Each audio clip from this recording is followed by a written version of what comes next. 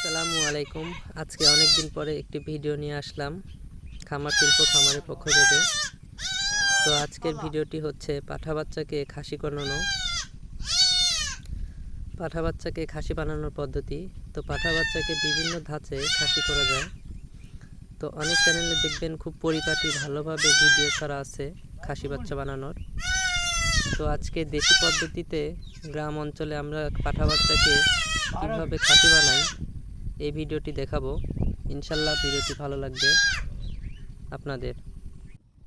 আমার খামারে এর আগে অনেকগুলো পাঠা বাচ্চাকে খাসি করছি এভাবে। তো ছাগলের পাঠা বাচ্চাকে খাসি করানো নিয়ে আপনাদের মনে অনেক প্রশ্ন থাকে, সাথে চিন্তাও দেখা যায় কোনো রকম কোনো ক্ষতি হয় নাকি এসব বিষয়ে, বা ইনফেকশন হয় নাকি।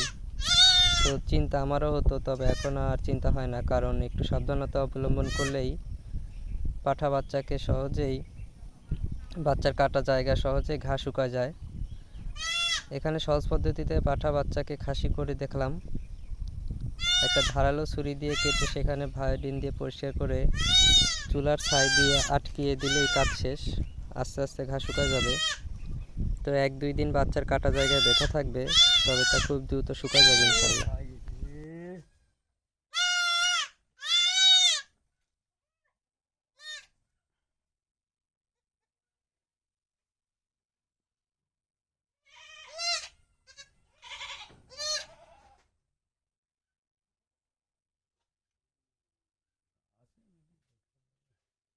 আসে নাকি আল্লাহ জানে কি নিয়ে এলেন, কবেন না যে নাই।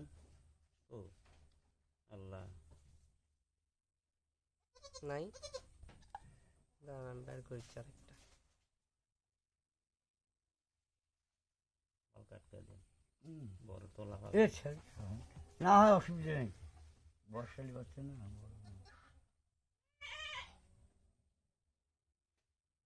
ছাই মেন বুঝলেন, ওইটা খালি জোর বেঁচা লাগে।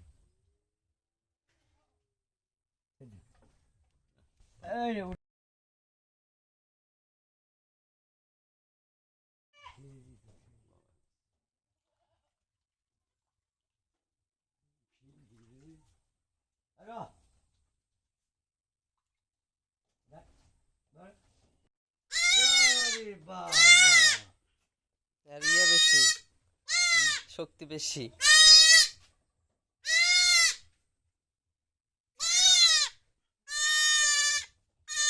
দাঁড়া দাঁড়া,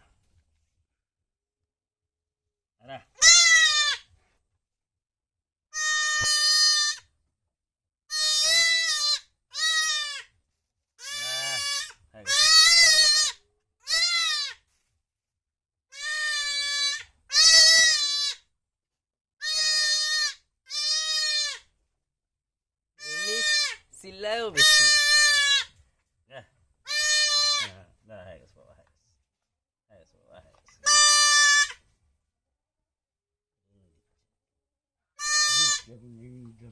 এসে গেছে তো, একটা কাটাতে তো এসে গেছে। ওরা দুইটা কাটালে লোকে বড় দিকে কম কাটি